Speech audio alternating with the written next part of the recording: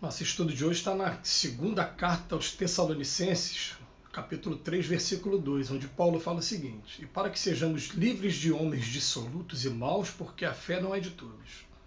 Emmanuel vem comentar na lição 23 do livro Pão Nosso: não é de todos. E dirigindo-se aos irmãos de Tessalônica, o apóstolo dos gentios rogou-lhe concurso em favor dos trabalhos evangélicos, para que o serviço do Senhor estivesse isento de homens maus e dissolutos, justificando o apelo com a declaração de que a fé não é de todos. Através das palavras de Paulo, percebe-se-lhe a certeza de que as criaturas perversas se aproximariam dos núcleos de trabalho cristianizantes, que a malícia delas poderia causar-lhes prejuízo e que era necessário mobilizar os recursos do espírito contra semelhante influência. O grande convertido, em poucas palavras, gravou a advertência de valor infinito, porque em verdade a cor religiosa caracterizará a vestimenta exterior de comunidades inteiras, mas a fé será patrimônio somente daqueles que trabalham sem medir sacrifícios por instalá-la no santuário do próprio mundo íntimo. A rotulagem de cristianismo será exibida por qualquer pessoa, todavia a fé cristã revelar-se-á pura, incondicional e sublime em raros corações. Muita gente deseja assenhorear-se dela como se for a mera letra de câmbio, enquanto que inúmeros aprendizes do Evangelho a invocam precipitados, como se for a borboleta erradia. Esquece-se, porém, de que se as necessidades materiais do corpo reclamam o esforço pessoal diário, as necessidades essenciais do espírito nunca serão solucionadas pela expectação inoperante. Admitir a verdade, procurá-la e acreditar nela são atitudes para todos. Contudo, reter a fé viva constitui a realização divina dos que trabalharam, porfiaram e sofreram pela adquirir. Gente, que mensagem profunda. Com essa mensagem vamos lembrar, que Jesus, quando terminou o seu ministério e que foi crucificado, logo em seguida quem deu continuidade foi Pedro e Tiago na casa do caminho.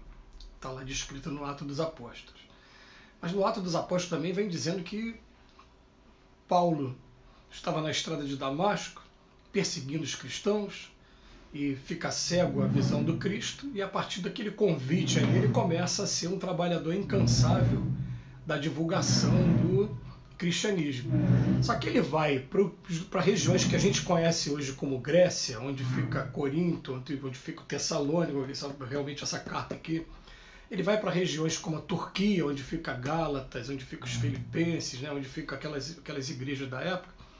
E a gente hoje não tem registro quase nenhum. Quem faz a viagem até esses locais praticamente esqueceram Paulo. A Turquia, por exemplo, ela é toda islamizada nos dias de hoje. Mas Paulo conseguiu chegar em Roma conseguiu jogar todas as suas sementes, e um dia, uma das sementes que ele jogou também, que estava em Roma, também estava em Constantinopla. E aí Constantino, aquele imperador, o que ele fez? Ele declarou oficial, pela primeira vez no século IV, pela primeira vez ele declarou o cristianismo como religião oficial. Quando o imperador chega ao ponto de fazer isso, o que significa? Que todo mundo vai começar a seguir o imperador, querendo ou não querendo. Então as pessoas começam a declarar da boca para fora, sem compreender direito o que é ser cristão, que eles passam a ser cristãos. Assim vem a história depois com o surgimento da Igreja Católica, com o domínio de Roma, que não deixa de ser uma continuidade do Império Romano, agora só que o domínio sendo religioso. E a gente vê que aqui no Brasil, por exemplo, no século XX, início do século XX, as constituições declaravam a religião católica como a religião oficial do Império ou da República. Então, olha bem como é que as coisas eram, Então, as pessoas acabam se vendo obrigadas. Mas ele vem falar para a gente o seguinte: todo mundo vai se revestir do Cristo. As pessoas vão procurar o Cristo até mesmo para sua própria proteção. Então, compram um crucifixo, compram uma cruz, compram uma Bíblia, bota ali. Quem são as pessoas que realmente estudam a Bíblia? Primeiro ponto. Ele termina a nossa mensagem aqui, de hoje, falando assim: admitir a verdade, procurá-la e acreditar nela são atitudes para todo mundo. Mas nem todo mundo faz. Seria um primeiro passo, mas que nem todo mundo faz. As pessoas esbarram no primeiro passo ainda. De maneira que a gente vai conversar com pessoas por aí, fala: vem cá, quem já teve a curiosidade de ler, mesmo sabendo que ler é diferente de estudar? de ler os evangelhos de Mateus, Marcos, Lucas e João, no mínimo. Para depois você ler o livro Atos dos Apóstolos, ler as cartas de Paulo, começando lá por Romanos, né? Romanos, Coríntios 1, Coríntios 2, aquela sequência toda. Depois vem as epístolas dos apóstolos, o Apocalipse, que eu tive dificuldade de ler, mas já li o Apocalipse todo também, né? E depois sim, você vai lá para Gênesis, Êxodo, Levítico, Número, Deuteronômio, 1º Reis, 2º Reis, os livros do Velho Testamento também. Quem pode dizer se eu já li? Dentro da nossa doutrina espírita mesmo, né? Allan Kardec escreveu 5 livros e mais um, o que é o Espiritismo, para ajudar a gente a compreender, né, essa questão do proselitismo, da conversão. Mas a gente encontra muito pouquíssimas pessoas que, na doutrina espírita, que já leram todo o livro dos Espíritos, o livro dos Médiuns, o Evangelho segundo o Espiritismo, o Céu e o Inferno e a Gênesis, os 5 livros, pelo menos. Aliás, a gente vai para outras obras sem ter concluído a leitura desses livros aqui todos, né?